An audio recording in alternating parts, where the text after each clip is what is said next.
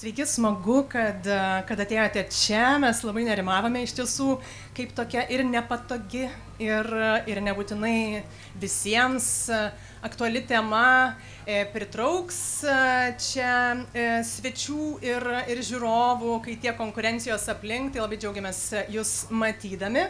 Pradėsiu nuo svarbiausių. Šitą pokalbį inicijuoja organizacija Prirašytos rankos, kurios, jeigu nepažįstate, tai jau 5 metus jie Lietuvos kalėjimuose organizuoja įvairiausias užimtumo veiklas ir taip pat deda didelės pastangas, kad viešumoje esančios stigmos susijusios su nuteistaisiais ir kalėjimais pamažu mažėtų. Tai to mes ir čia susirinkome. Aš esu Urtė Karalaitė, LRT radijo žurnalistė ir nepaslaptis, kad jau keletą metų kalėjimuose taip pat vykdau veiklas, tai tą paminiu tam, kad nesu visiškai svetima šitoje temoje ir ne iš dangaus nukrintu. Ir pirmą klausimą, kadangi jau turime nemažai auditorijos, aš noriu jums būtent ir skirti, kokia galbūt pagrindinė emocija kyla išgirdus žodį nuteistasis. Kyla tų emocijų, nesakykit. Kokios emocijos? Nerimas. Kas dar?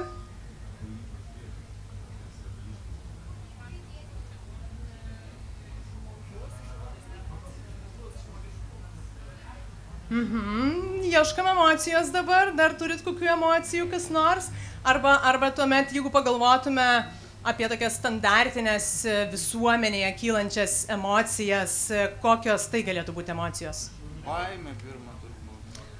Va, girdim vieną variantą. Ar manote, kad tai viena pagrindinių emocijų visuomenėje kylančių šioje temoje? Tai būtent šitą emociją mes šiandien ir norime truputį patyrinėti, tai pristatant temą. Mūsų tema šiandien yra nuteistasis kaimynystėje. Ar žinome, ko bijome? Tai aš dar šiandien greituoju būdu žvilgtelėjau į statistiką poros metų senumo. Apie 60% Lietuvos gyventojų nenorėtų, kad kaimynystėje apsigyventų buvę nuteistieji. Tai žinoma, kad mes neturime statistikos konkrečių faktų, kodėl ir dėl kokių emocijų kylančių, bet galime turbūt daryti prielaidą, kad kalbame apie saugumo jausmą ir baimė yra vienas iš faktorių, kodėl nenorėtų. Tai aš jau labai užsikalbėjau, dabar pereisime prie pašnekovų, aš juos pristatysiu, norėjau tik tai išplėsti, ką mes šiandien iš viso žiūrėsime, tai mums kažkaip norisi pažiūrėti tą baimės jausmą, tai iš kur jisai kyla, ar jam yra kažkoks konkretus pagrindas, ar mes žinome, ir savo patirtimi turime pavyzdžių tai baimė ir nesaugumui. Ir taip, tai tikslas pasvarstyti mums šiandien kartu yra, ko reikia pokyčiui, ką mato sistemoje ir su nuteistaisiais dirbantys žmonės ir be abejo, kiek Lietuvos bausmių vykdymo sistema geba motyvuoti žmogų pokyčiui. Taigi aš turiu 3 pašnekovus šiandien šalia manęs. Ieva Mackutė, jau minėtos organizacijos Prirašytos rankos vadovė. Toliau yra Rytis Verbus, gyvenimo pokyčių įkvėpėjas, priklausomybių konsultantas. Ir šiandien irgi aktualu, kad pats esi praėjęs probacijos patirtį. Ir tuomet mes turime Gintarę Burokienę, Lietuvos probacijos tarnybos resocializacijos ir priežiūros skyriaus viršininkę. Sveiki visi. Tai aš iš karto tik paminėsiu, arba pirmą paklausiu auditorijos probacija. Visiems aišku žodis? Čia kur auksiu prabas daro. Tiesiog norisi ne visai, ar ne? Aš trumpai tada pristatau, nes tai nėra būtent tas įkalinimas kalėjime, ką mes taip įpratę galvoti, kalbant apie nuteistuosius. Tai probacija yra nuteistojo priežiūra bendruomenėje kaip alternatyva laisvės atėmimui. Tai teismas gali leisti atlikti bausmę laisvėje su tam tikromis sąlygomis nuteistieji prižiūri, probacijos pareigūnai, gali būti nustatytos pareigos dirbti, mokytis, gydytis, nevartoti alkoholio, nevykti į tam tikras vietas. Na ir tikslas resocializacija, kad žmogus grįžtų į visuomenę ir nekartotų nusikaltimų. Tai kalbant apie baimės, vėlgi klausimas auditorijai, pabandysiu aš dar jūs prakalbinti. Ko bijote, pagalvoję apie nuteistuosius būtent kaiminystėje, arba tada išplečiant klausimą, kaip įsivaizduojat, ko žmonės bijo, galvodami apie nuteistuosius kaiminystėje?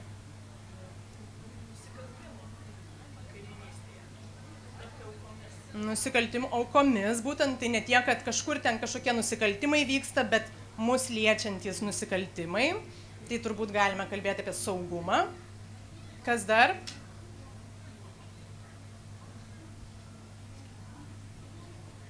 Ko? Nežinomybė, kad iš vis nežinomas. Taip, nežinomybė ir nepažinumas turbūt. Kaip sakai, nežinome, ko tikėtis, visiškai neįsivaizduojam, nes nepažįstam. Kas dar? Priklausomybių. Ir to pasiekoje kažkokie irgi galbūt nusikaltimai ar pavojingi veiksmai.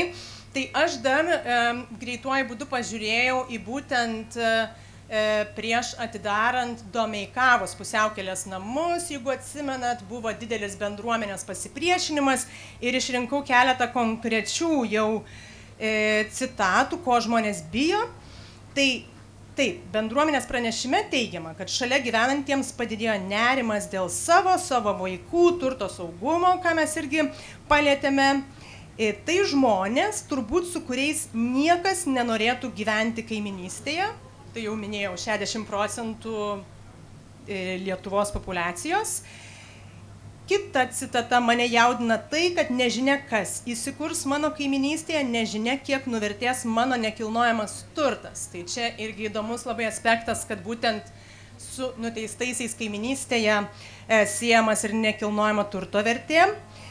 Ir dar viena mintis, kad vietiniai gyventojai jau liko šokiruoti sužinoję, kad nuteistieji jau yra jų kaiminystėje.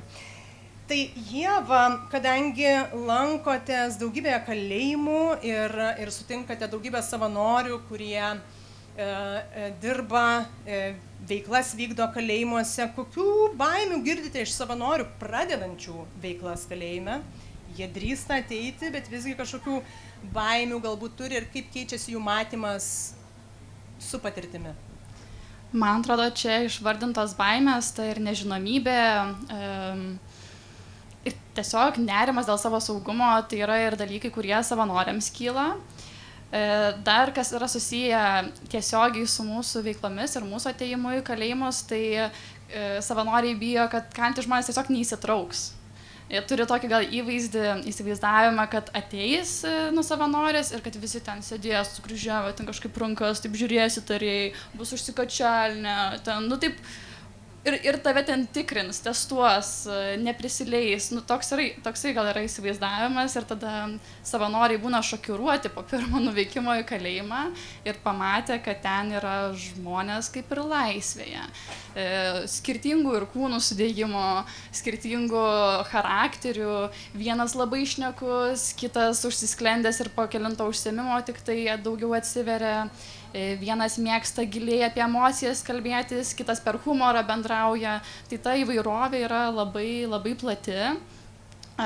Ir tas ir galiausiai pakeičia savanorių turimas nuostatas su laiku, kad vietoj baimės atsiranda kuriamas ryšys. Ir tas ryšys yra mūsų atveju kuriamas ant lygiavertiškumo ir pasitikėjimo ir nuoširdumo pagrindo. Na ir noriu tuomet visiems užduoti klausimą, sutarsim, kas pradės, įdomu išgirsti jūsų mintis, kaip reaguojate bendrai ir į auditorijos išsakytas tas baimės ir visuomenėje sklandančias iš principo dėl savo saugumo, dėl, nežinau, priklausomybių, nusikaltimų galimų, žodžiu, kalbant apie nuteistųjų terpę, kaip reaguojate šitus tokius stereotipinius matymus, galvojant apie nuteistą į kaiminystėje?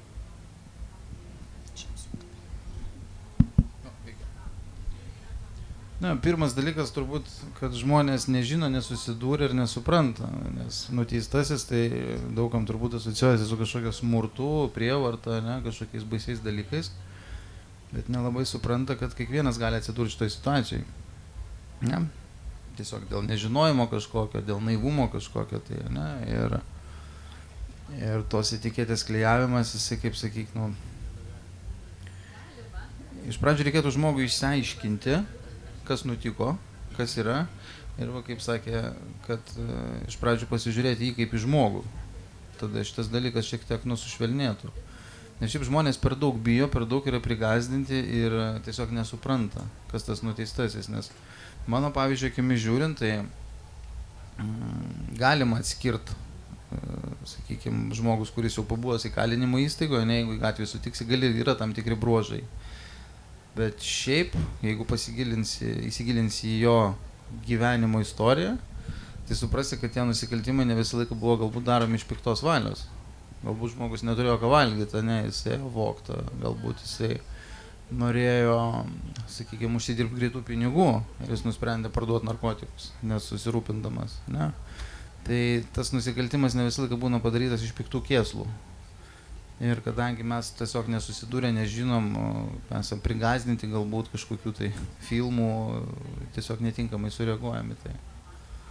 Tai čia aš sakyčiau, turėtų būti daugiau bendravimo, daugiau komunikacijos tarp pareigūnų, visuomenės ir pačių nuteistųjų, kad atsirastų kažkoks ryšys. Nes tiesiog mes nepažįstam tų žmonių ir nesuprantam, kas ten darosi.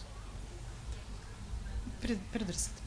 Jo, tai aš visiškai pritariu Ryčiui ir tikrai visada sakau, kad baimė gimdo nežinomybę.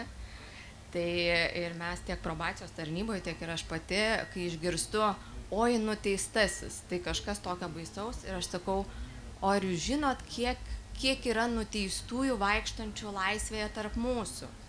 Mes net nežinom, ar kaimynas nėra nuteistasis. Todėl, kad pavyzdžiui, probacijos tarnyboje per metus yra 28 000 nuteistųjų, praeina taip žmogiška kalba, 28 000. Ką tai reiškia? Tai tikrai labai daug žmonių, kurie padarė vienokias ar kitokias veikas, už kurias jiem taikoma tam tikra atsakomybė ir jie yra nuteisti. O kiekvieną dieną mes turime apie 15 000 nuteistųjų. Bet tai nereiškia, kad mums yra nesaugu. Tai matyt, mes per mažai žinom, kokie tie nuteistieji. Mes matyt dažniausiai piešiam tą vaizdą išėjusi iš įkalinimo įstaigos, recidivistą, visą piktą, pilną priklausomybių ir pasiruošusi toliau daryti nusikaltimus. Bet taip iš tikrųjų nėra jų. Galima dar truputėlį papildyti. Dabar viena mintis atėjo, kad nuteistasis tai čia yra jo faktas, dėl to, kad buvo įrodyta jo kaltė ir teismas priėmė sprendimą. Bet aplinkui mus vaikšto žmonės, kurie galbūt yra įtariamieji. Pas mus aplinkui yra žmonių, kurie galbūt daro nusikaltimus, bet dar jo nieks nepagavo. Galbūt juos pagaus vėliau. Ir galbūt mes į tos žmonės žiūrim kaip į, kabutėse sakau, normalus, visuomenės nariai, važinėja čia kažkokiais prabangiais automobiliais, čia turtingai gražiai gyvena, bet galbūt iš tikrųjų jie užsiema prekybą žmonėmis, ir apsimeta tokiais. Tai vėlgi mes nesuprantam, nežinom tam tikrų dalykų ir vien pats faktas, kad yra kažkas nuteistas, tai dar nereiškia, kad tas žmogus jau papuola į kažkokią kitokią kategoriją. Tai yra tiesiog situacija, kad jisai buvo papuolęs, ir kad yra kažkoks teismo sprendimas. Tai šitoje vietoje, sakau, mums reikia daugiau bendrauti, daugiau apsišviest, daugiau domėtis.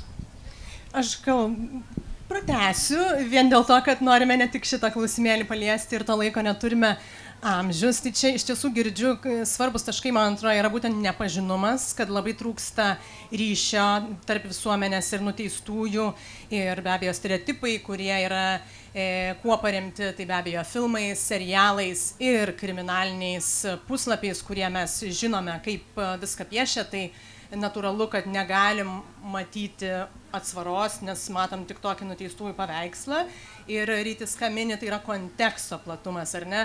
Tai čia irgi atrodo svarbu pagalvoti ir apie nusikaltimų skalę, kad ne visi nusikaltimai turbūt yra vien smurtiniai, kad yra ir finansiniai, ir kokie tik ne, ir iš bėdos, ir apsvaigus, ir dar kitaip įvykdyti, tai va tą plotį labai svarbu pamatyti.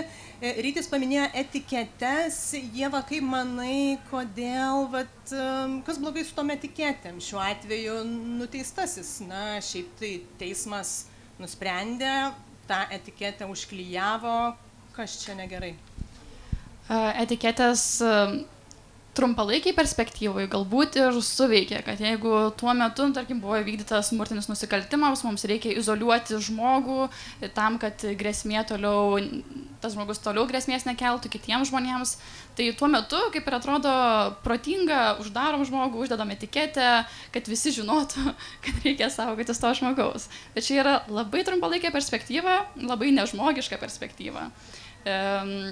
Nes ilgalaikiai plotmėj tas žmogus, kurį uždarom į kalėjimą, jis vis tiek grįš į laisvę, didžioji dalis žmonių grįžta į laisvę ir jeigu jie lieka su etikete ir jeigu toliau žmonės žiūri į juos kaip į tą etiketę, tai tas žmogus neturi šanso gyventi be nusikalstamos veikos. Jeigu visi jį mato kaip nuteistąjį, tai kaip jam kitokį identitetą susikurti?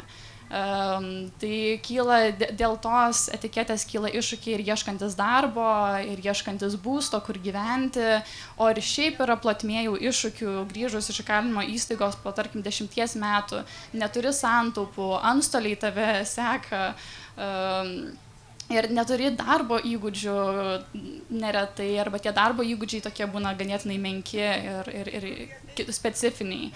Tai jau ir taip susiduri su daug iššūkių ir jeigu dar gyveni su etikete, tavim niekas nepatikė, kad tu iš tikrųjų gali susikurti kitokį gyvenimą, tai tada nusikaltimų seka tik tai tęsis. Ryti, norisi klausyti tada apie jau realią patirtį. Tai ta etiketė jūsų ne visai nuteistasis, na, probuotas asmuo, bet iš principo teistas ar ne, nusikaltėlis, galima va tų etikečių kiek nori prigalvoti. Kokia buvo patirtis atlikus bausmę, grįžus į gyvenimą, tęsiant bendravimą su žmonėmis, kurie žinojo šitas patirtis gyvenimo, su kuo teko susidurti? Na, man dabar kažkaip įsiminė vienas dalykas, kai vienas pažįstamas žmogus, kuris, na, iš tikro yra susidūręs ir dalyvavęs tam kriminalinio pasaulio daugelį visokiausių įvykių, bet jis tiesiog jam nebuvo niekad pareikšti įtarimai, jis mokėjo dangstytis, išsisukti, o aš toks naivus būdavau ir vis papuldavau visur. Ir pas mus buvo jau, mano toj, pavadinkim, gyvenimo aprašyme, 6 teistumas. 6 teistumas ir 3 kartą probacija. Reiškia, aš būdamas probacijai padariau 2 baudžiamuosius nusikaltimus, tai aš turėjau važiuoti, jau tikrai važiuoti. Ir jis sako, Rytis sako, mes nesuprantam, kaip tu dar neuždarytas. Bet tiesiog nesuprantam, mane, kaip taip gali būti. Tai nežinau, galbūt teisėjai kažkaip pamatė tą nuoširdumą, tikrumą mano, pamatė situacijas ir sugebėjo tą adekvačiai įvertinti. Bet šiaip aš šito dalyko neužsiklijavau savo, man pačiam buvo keista, mano mamai buvo labai keista, kaip aš sugebėjau ten su aukštu išsilavinimu, 5 kalbom šnekėdamas, ne, ten papulti visokius tokius dalykus. Ir dabar aš šitai žiūriu kaip į gyvenimo pamokas, į patirtis, kurios ne mane žemino, mane sustiprina. Tai praplėtė mano akiratį, tai suteikė man daug kažkokių tai žinių, daug įgūdžių. Ir, na, jeigu ne probacija, sakykime, ne pažinti su mano dabartinė, sakykime, vadovė, aš galbūt būčiau baigęs arba ligoninėje, arba kalėjime, arba kapinėse. Nu, ligoninė būtų tarpinis variantas, bet būtų arba kalėjimas, arba kapinėse. Dėl to, kad aš eksperimentavau su savim, vartojau neaišku ką, neaišku kaip, mane vadino vaikštančią Mendelėjevo lentelę. Ne? Nu, įsivaizduoja turbūt, ne, ką tai reiškia. Ir aš, kai dabar studijuoju visus šitus dalykus ir padedu žmonėm išlysti iš savęs nuodimo, svaiginimo, aš suprantu, kas darėsi ten per košę mano smegenyse, kas darėsi su mano kūnu, nu, tai lėta savižudybė.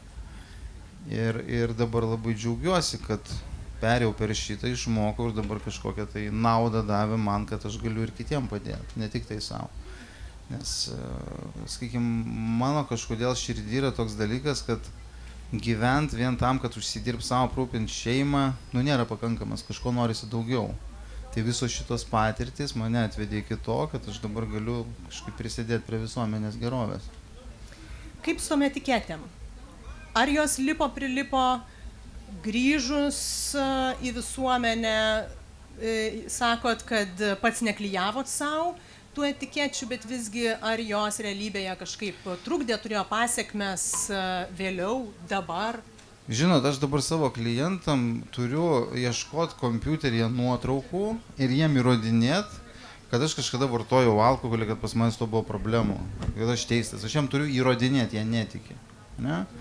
Tai reiškia, aš taip suprantu, kad jeigu aš pats savo neužsiklijuoju etiketės, tai tos klietės man irgi nieks neužklijuos. Ne? Viduj savęs tai svarbu turėti. Jeigu aš tai žiūriu kaip į kažkokią patirtį, aš jos nesigėdinu, nesislapstau, nebandau ten kažkaip pateisinti, pripažinau, priėmiau, paleidau ir viskas. Ir tiesiog ta etiketė nuskrenda kažkaip tai. Tiesiog nesureikšmini jos. Gintare, aš noriu tuomet į kasdienį darbą jūsų pasižiūrėti. Tai resocializacijos tikslas iš principo yra, kad jūsų priežiūroje esantis žmogus įvykdęs nusikaltimą būtų motyvuotas kažkaip bandyti kitaip gyventi toliau. Kokios jūsų patirtis, kas išjudina tą pokytį ir kaip būtent probacija, kokias pastangas deda, kad jisai vyktų? Jo, tai probacija pakliūna dėl tokių dviejų dalykų, aš visada mėgstu išskirti, tai visgi turi atlikti bausmę, tai tam tikros pareigos, draudimai, tai ką mes prižiūrim, kaip tas žmogus laikosi. Ir kita ypatingai svarbi, ta resocializacijos pusė, mes tengiamės tikrai padėti žmogui suprasti save ir norėti keistis.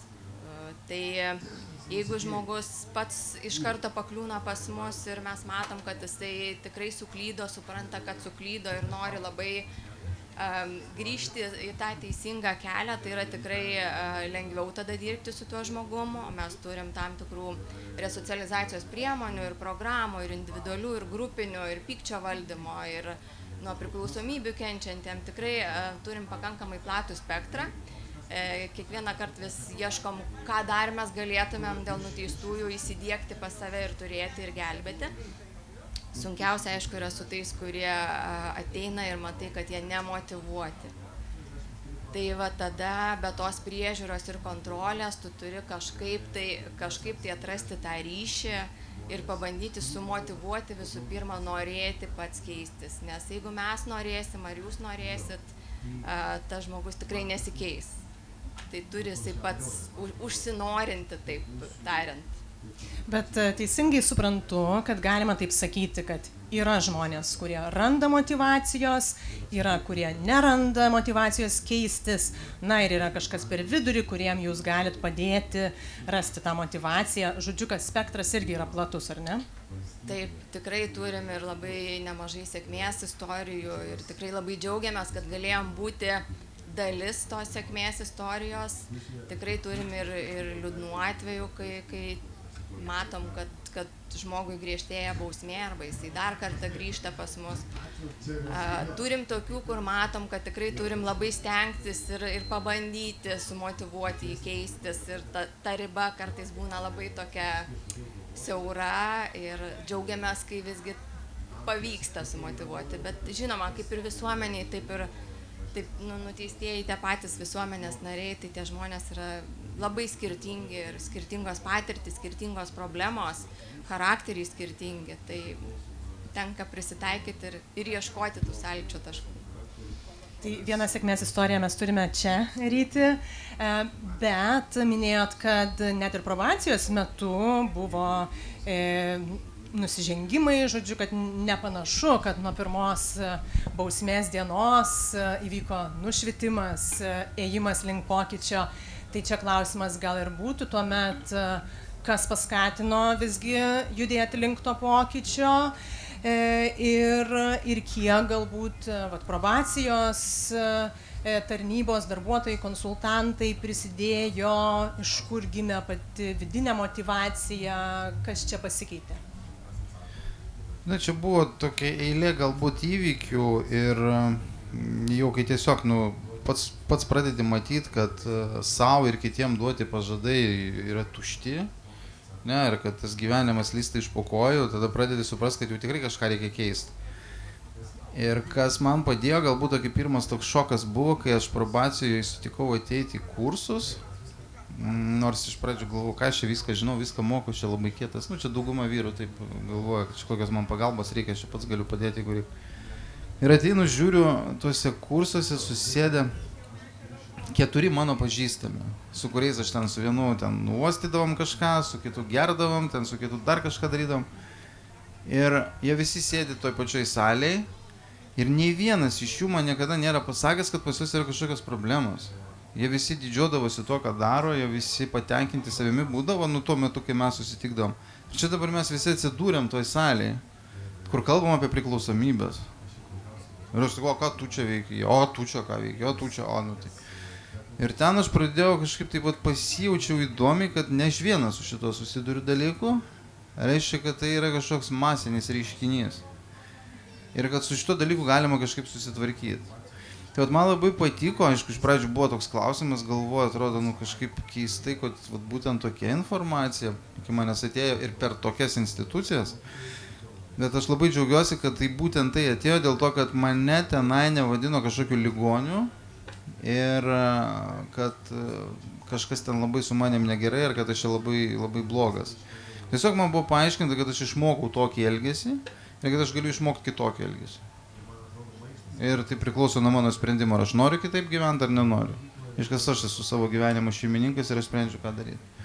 Aš nusprendžiu, noriu keistis, man buvo pateikti instrumentai, kaip tai padaryti, aš pasinaudoju instrumentais, matot rezultatą.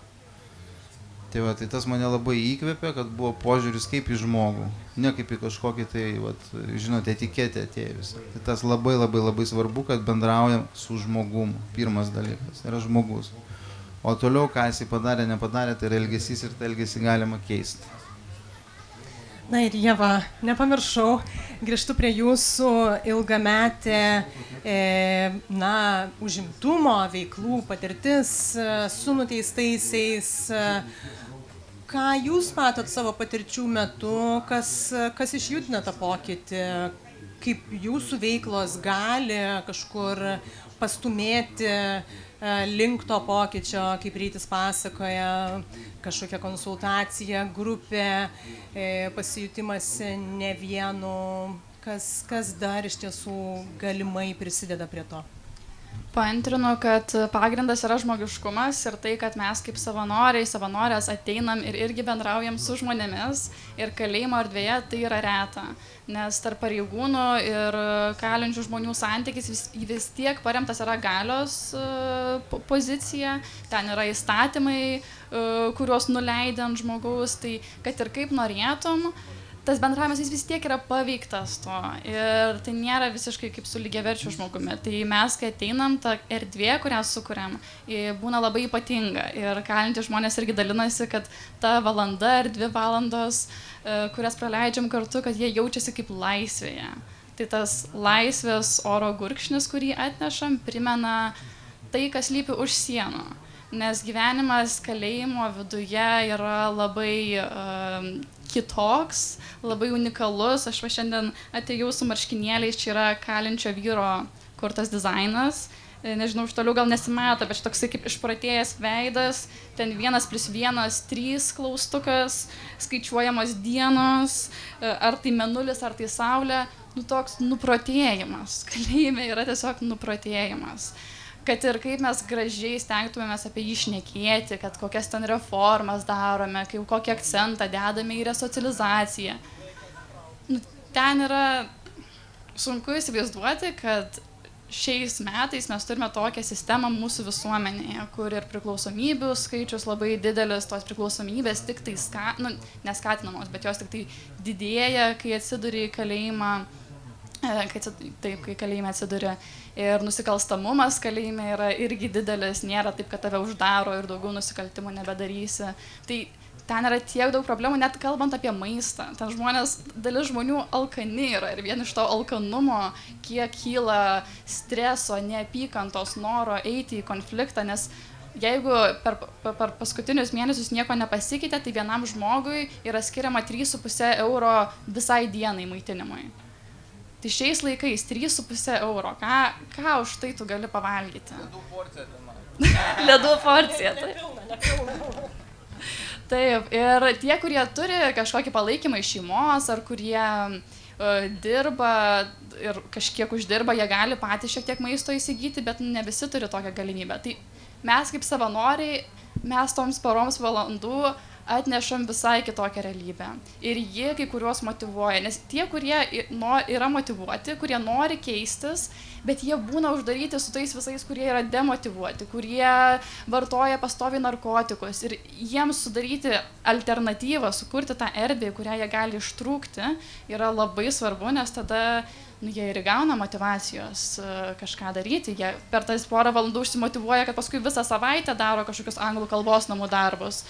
Apart to, jie net neprisėstų prie tų vadovėlių, nes nėra tokia norma toje erdvėje. Na, nepaslaptis, kad bausmių vykdymo sistema Lietuvoje turi spragų, mes labai ten neisim, bet aš noriu gal Ievą paklausti būtent apie tą ėjimą link pokyčio, motyvacija nuteistųjų siekti pokyčio ir tikslingą, vaisingą darbą su jais. Kokias čia spragas matytumėt, būtent kalbant apie resocializaciją, kuri beje irgi yra gana naujas terminas ir praktika Lietuvos įkalinimo įstaigose? Tai vienas dalykas yra didelis darbuotojų trūkumas ir tada tenkantis labai didelis krūvis ir emocinis krūvis ir šiaip darbų krūvis vienam žmogui, nes darbuotojai tai vis tiek jie yra sistemos pagrindas. Mes kaip savanoriai ateinam ir per porą valandų pabendravim su žmogum. Darbuotojas yra tas, kuris tiesiogiai kontaktą gali palaikyti kiekvieną dieną su žmogumi. Tai kol nebus geresnės sąlygos darbuotojams sukurtos, kol tų darbuotojų neatsiras daugiau, tai tol, man atrodo, čia ir neišsispręs dalykai. Tas ir požiūris, santykis tarp darbuotojų ir kalinčių žmonių yra labai svarbus. Man atrodo, probacija ties tuo labai stipriai dirba, kad tikrai tas yra žmogiškumas atsiradęs labai didelis.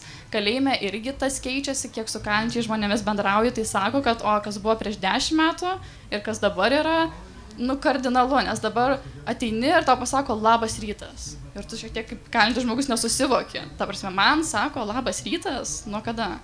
Nes anksčiau nebūdavo tokios normos. Draudžiama tai buvo, ar ne, iš pareigūnų? Šiaip, iš tikrųjų, taip. Ir dėl to dabar tas kultūrinis pokytis yra labai lėtas, nes iš tikrųjų įstatymiškai nėra leidžiama kurtis kažkokio šiltesnio santykio. Net ir dabar aš jaučiuosi keistai ranką paspausdama žmogui kalėjime. Nes aš nežinau, ar netyčia tai nebus per intimus kažkoksai gestas, rankos paspaudimas. Tai, atrodo, norėtųsi kardinaliai keisti tą sistemą ir ją reikėtų keisti.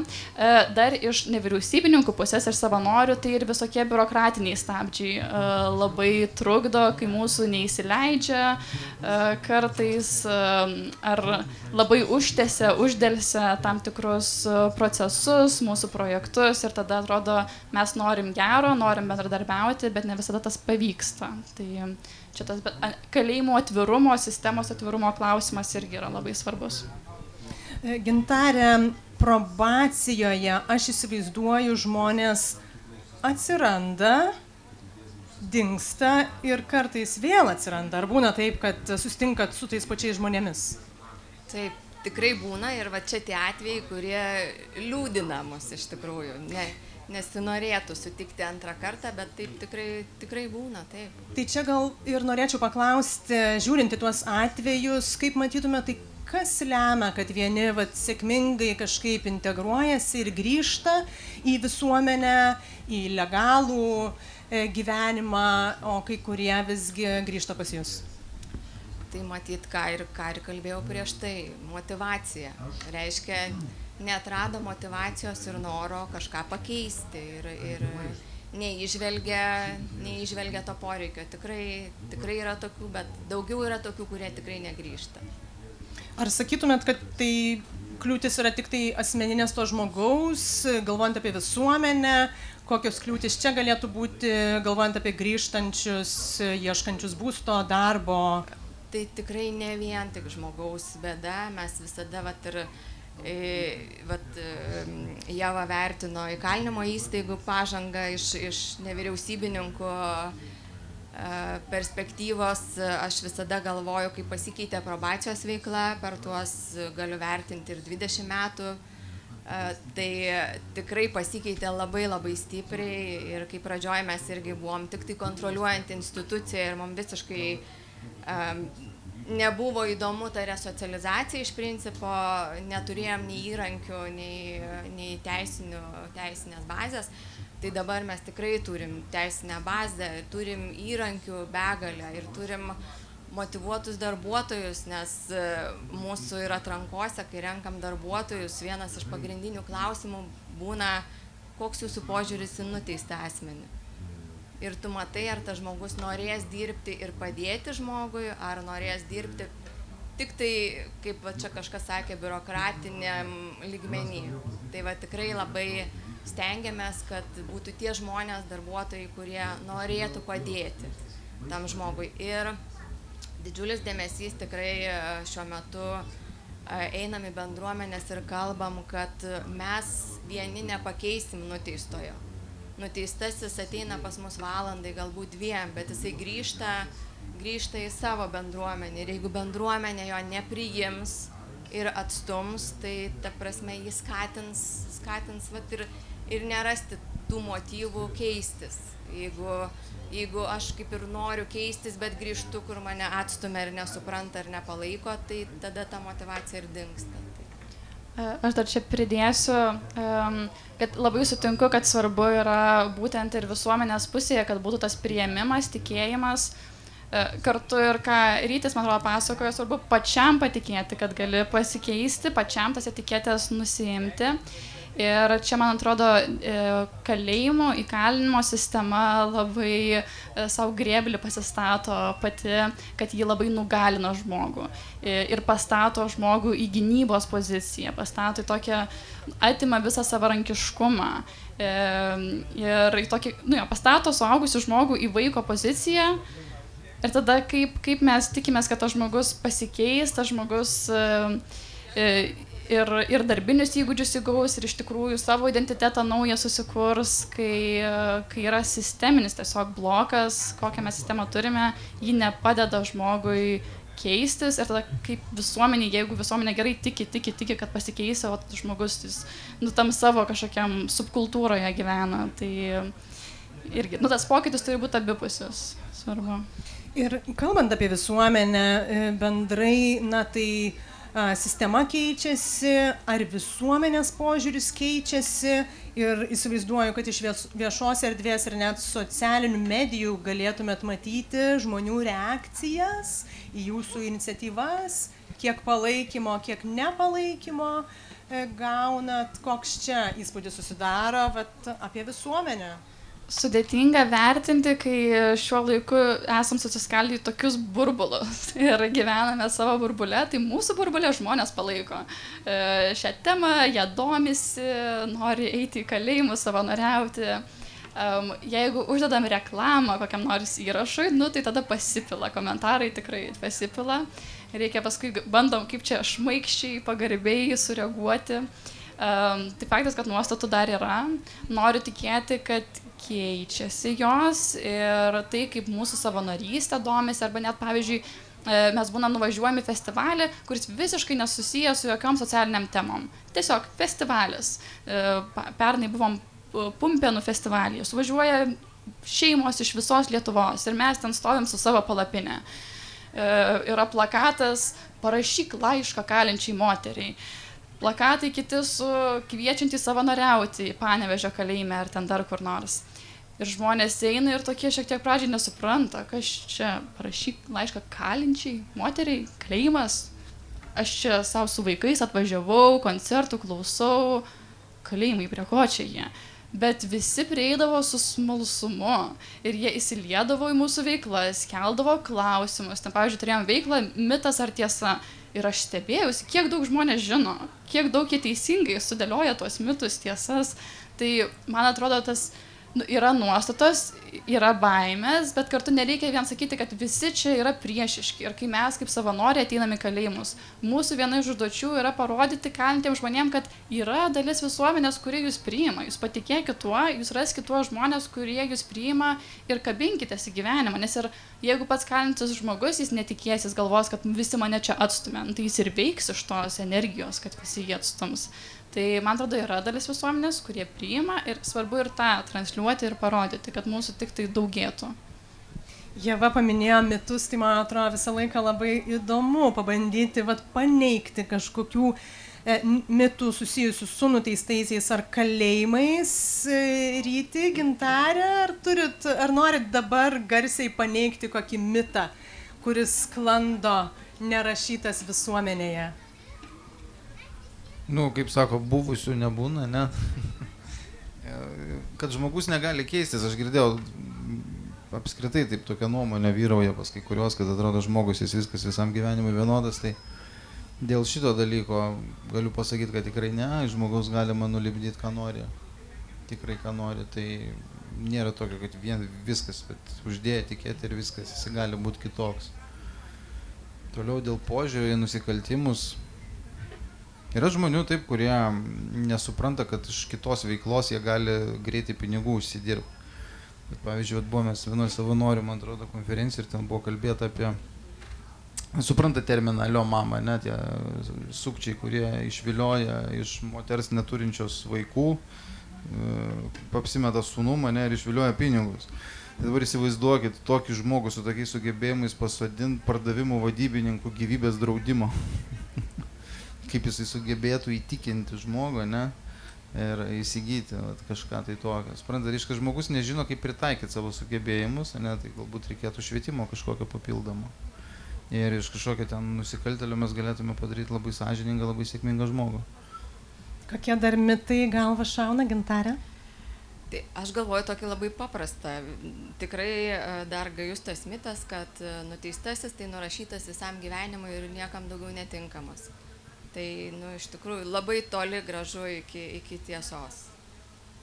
Patvirtinu. Ieva?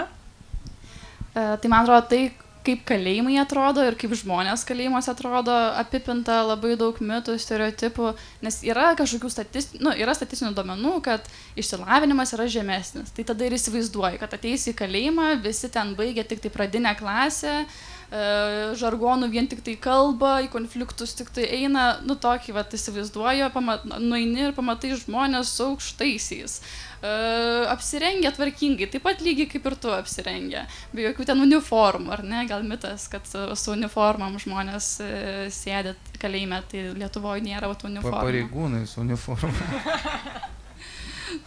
Taip. Tai pavyzdžiui, praeitą savaitę vyko Yellow Ribbon Run, toksai bėgimo renginys, kuriame dalyvavo nuteistieji, jų šeimos, pareigūnai ir savanoriai, nevyriausybinės organizacijos. Ir kartais ten su ko nors kalbėdavau ir taip, esu įsitikinusi, kad čia kalbuosi su pareigūnu ir jo žmona. Ir paskui paaiškėjo, kad ne, čia su nuteistuoju kalba. Tai, tas būtent, kad įsivaizduoji vienaip, o realybė yra visai kitokia, tai kas dedasi kalėjimuose. Ten irgi verda įprastas gyvenimas, žmonės tiesiog gyvena savo gyvenimą, pusryčiauja, pietauja, vakarieniauja, žiūri televizorių, skaito knygas, kas turi galimybę eina į darbą, tai norisi ir tą normalizuoti. Grįžtant prie visuomenės, mes esame visuomenė, bendruomenė, kuri priims grįžtančius. Kaip matytumėt, ką kiekvienas iš mūsų ir šitos auditorijos ir platesnės galėtų padaryti, kad nuteistasis kaiminystei nebūtų grėsmė, o būtų galimybė žmogui grįžti sėkmingai? Gintarė? Tai matyti labai paprastą dalyką, priimti kaip kitą kaimyną, kaip dar kitą kaimyną, kaip pažįstamą. Ir tiesiog, jeigu žmogus prašo pagalbos, ar matai, kad jam reikia pagalbos, padėk lygiai taip pat. Tai... Ryti? Tiesiog susipažinti artimiau, pradėti bendrauti kaip su žmogum. Tiesiog ne su etiketė, ne su pavadinimu, su žmogum. O aš siūlau labai konkretų formatą, būtent susipažinimui, kaip su žmogumi. Šiuo metu prirašytos rankos vykdo savanorių atrankas ir būtent ieškome savanorių, kurie važiuotų į kalėjimus ir tą pačią probaciją ir ten vestų veiklas, bendrautų, kurtų tą santykį, ryšį. Ir esu irgi protingi žmonės yra man sakę, kad būtent toks santykio kūrimas, kai kalbi ne apie skirtumus, o apie tai, kas tave sujungia, tai naikina socialinę atskirtį, tai naikina tą atstumą ir būtent tai kuria realų pokytį ir tada, kai mes sutiksime tą žmogų gatvėje, mes jau nebebijosim, mes pasakysim, o labas, kaip sekasi, kaip laikaisi. Tai vat kviečiu savanoriauti, nuostabus veiksmas. Grįžtu prie auditorijos, dar neišsilakstėte, džiaugiuosi, kad įsitraukė. Kas suteiktų antrą šansą? Žmogui išėjusiam iš kalėjimo. Pakelkit rankas. Ir trečią, ir ketvirtą, gerai. Nemačiau čia procento, ne 100%. Kodėl verta, kas rodo, kad verta suteikti antrą šansą? Kaip matytumėt, Gintarė? Rodo tie gerieji pavyzdžiai ir noras keistis žmonių. Tai tikrai jeigu žmogus kažką padarė blogai, taip, jisai turi atlikti bausmę, bet nereikia bausti visą gyvenimą ar antrą kartą. Tai tikrai kiekvienas iš mūsų vertas matyti ir antro, ir trečio šansą. Ar turit Ieva reiti ką pridurti? Kas rodo, kad verta? Asmeninė mano pavyzdys, jeigu man nebūtų trečias šansas duotas, tai dabar daug šeimų nebūtų kartu ir nebūtų pagausėjimo šeimų ir kai kurie žmonės dar gyvi liko. Dėl to, kad susipažino su manimi ir aš sugebėjau juos įtikinti, kad jie savęs nebenuodytų. Tai kaip ir vertėjo duoti trečią šansą man, nes yra naudos iš to. O jeigu ne, tai dabar tikrai, sakau, būtų. Ne čia sėdėčiau aš. Tai tikrai verta pasitikėti žmonėm ir bandyti su jais kažkaip susikalbėti. Jeigu nesuteikiam šanso, tai yra labiausiai galimas scenarijus, tai kad žmogus vėl nusikals arba tiesiog visą gyvenimą praleis kalėjime, kas mums kainuos labai daug. Mums kiekvienam iš mūsų kainuos labai daug laikyti žmogų visą gyvenimą kalėjime. Jeigu mes suteikiam šansą, atsiranda tikimybė, kad tas žmogus nebedarys nusikalstamos veikos, mes nebemokėsim iš savo pinigų už to žmogaus išlaikymą ir mes netapsime aukos ir kiti žmonės netaps aukos ir nebebus nusikaltimai daromi. Tai jeigu suteikiam šansą, atsiranda tam galimybė. Nesuteikiam šanso, tai tiesiog mes gyvenam toj pačioj visuomeniai, kurioje nusikaltimai yra toliau daromi. Grįžtu prie auditorijos. Klausimai. Ko mes dabar čia neatsakėme? Kas jums rūpi, kam norėtumėt užduoti klausimą? Girdėjau, kažkas norėjo ir nepatogių klausimų, tai drąsiai galit rėžti. Kas norėtų pasisakyti?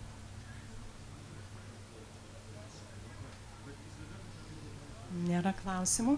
Ar reikia man mikrofoną nunešti ar pakviesti čia?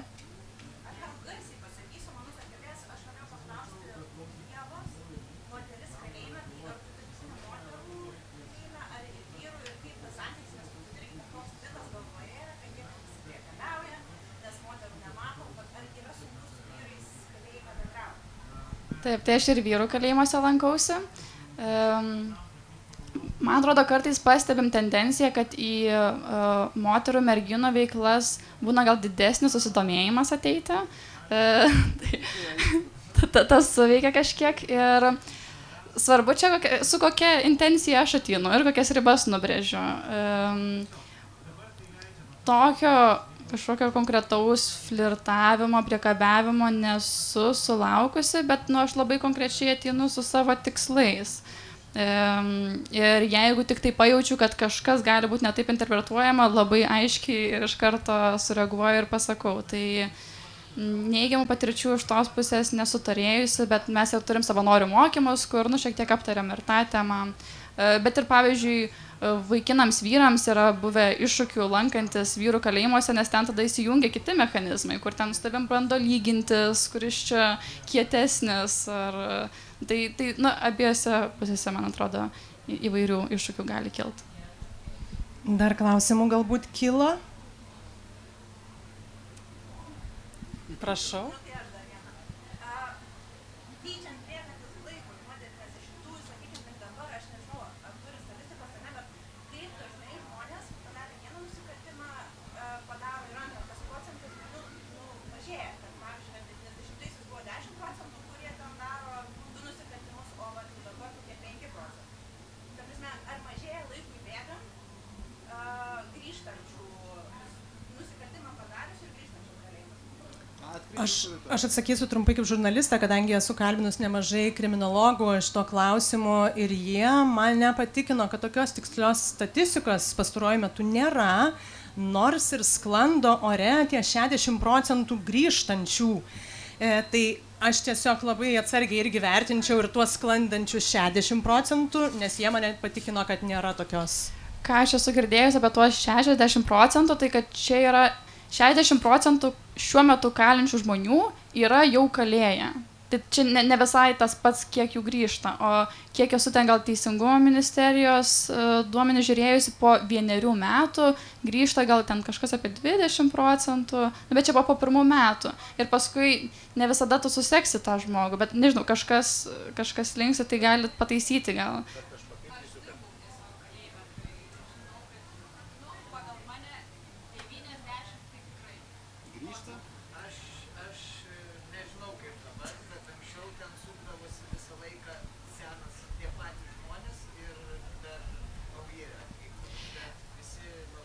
Taip, bet tie, kurie vis sukasi, bet yra vis tiek dalis tų, kurie ateina, jie gal gauna trumpesnę bausmę ir jie išeina, o tie, kurie sukasi, gal jie... Nu, žodžiu, bet jo. Bet tai ir Seime tas pats.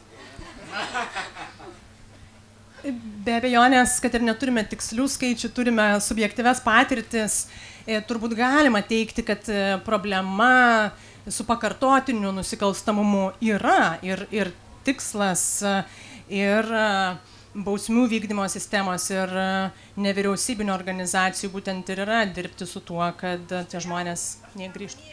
Gal vis bėgant laikui, kai vyksta kokios iniciatyvos, tas grįžtamumas ir mažėja. Nes aš spėjau, kad kadangi dabar jau tai darom, tai galvoju, gal statistikos paklausim. Aš galiu pakomentuoti iš nepilnamečių perspektyvos, kai aš kažkada dar 2004 metais buvau nepilnamečių kolonijai, kas vyko ten ir kiek ten mūsų buvo, kokie ten žiaurūs prievartavimai visą laiką vyko. Ir kai aš atvykau kai savanoris jau 2002-2003 metais, tai man šokas buvo. Ten tiesiog vaikai, žodžiu, apie 20 jaunuolių visai kitaip elgesi, visai kitaip bendrauja, tu nebepamatai ir tu nenori leisti, kad jis toliau nukeliautų pas suaugusius dar kur, dar daugiau jam susuks galvą, kad va čia dar gali kažką stabdyti ir daryti, nes visiškai kitaip yra, nes wow, tada kai aš buvau, tai ten buvo išgyvenimo, tiesiog išgyvenimo mokykla. Tai jūs ir patvirtinat, kad per 20 metų situacija ženkliai pagerėjo, taip atsakant, pagerėjo. Dar gal truputėlį vertinant, nebūsiu visiškai tiksli, nes kalėjimų tarnybos skaičių aš nelabai mintinai žinau, bet tikrai, kiek atsimenu, prieš gerus 10 metų tikrai berods buvo apie 10 000 kalinamųjų, nuteistųjų ten bendrai. Tai dabar, kiek žinau, 5 000 gal nesiekia. Bet noriu čia pasakyti, kad tai nerodo nusikalstamumo statistikos, tai rodo ir pasikeitusi požiūrį, pavyzdžiui, su jaunuoliais. Tiesiog šiuo metu, tam, kad nepilnametis gautų įkalinimo bausmę, nu čia jau turi būti labai daug pririnkta nusikaltimo arba jie turi būti rimti labai. Kad šiaip ten vieną kartą pagavus su narkotikais, nu tai tavęs nesodins į kalėjimą. Tai ir keičia tiesiog požiūris, kad įkalinimo bausmė skiriamas kaip paskutinis jau lašas. Taip, ir čia labai... Iš tos pusės džiugina, iš kitos pusės mes matom probacijos tarnyboje didėja asmenų skaičius. Aišku, veikos irgi yra tam tikra, daugiau kaip pusė iš tikrųjų yra mūsų visuomenės skaudulys neblaivus vairuotojai, o tos, gal ir negalima taip graduoti, bet taip žmoniška kalba kalbant, tos veikos, smurtas, plėšimai, visa kita, tai tikrai nėra auganti statistika. Čia irgi svarbus labai pamatymas, galvojant apie tą saugumą, nerimą ir baimę bendruomenėse, ką pradžioje kalbėjom.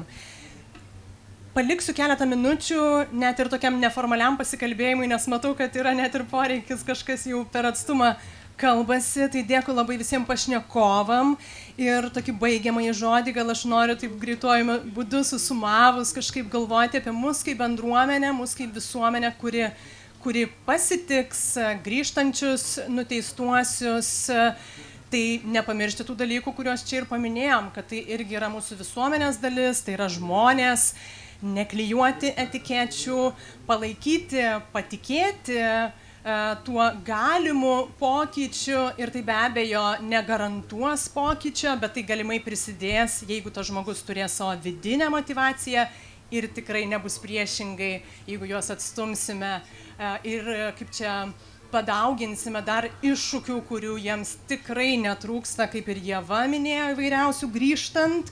Ir kalbant apie pokytį, man atrodo, visi puikiai galime pasižiūrėti į savo gyvenimus, kokių pokyčių mes bandome siekti, nesvarbu ar mitybos, ar sporto, ar kokiuose tik tai srityse, ir žinome, kaip tai yra sudėtinga, o čia mes turim kompleksinius, didžiulius gniutulus, problemų ir iššūkių, kuriuos tie žmonės turi bandyti išvynioti, tai kažkaip gal net tą įsivaizdavus taip lengviau empatijos rasti tiem žmonėm, žinoma, suprantant, kad ne visi jie sugebės to pokyčio pasiekti ir galimai grįž, nusikals ir ta situacija tęsis, bet mano palinkėjimas šiandien mums visiems yra nenustoti dvejoti, kvestionuoti stereotipų ir be abejo visą laiką matyti platesnio paveikslo, ne tik kažkokios tai etiketės.